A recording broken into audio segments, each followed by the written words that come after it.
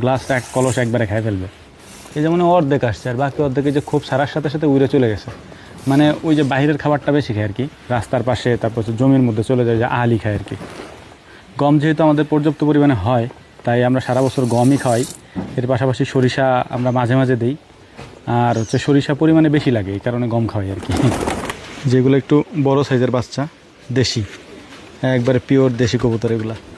আর এখানে আরও আছে যে ছোটো, ওইগুলো যদিও এই যে একবারে গেন্দা গেন্দা বাচ্চা, এগুলো এই যে ছোট ছোট বাচ্চা এগুলা। এরকম খুব ভর্তি আলহামদুলিল্লাহ। এই যেখানে যতগুলা মুখ আছে, প্রায় প্রত্যেক মুখের ভিতরেই হচ্ছে হয় বাচ্চা নাহলে ডিম। এই যে একটা, প্রত্যেকটার ভিতরেই আছে। ঠান্ডা হয়ে গেছে এগুলো একবারে।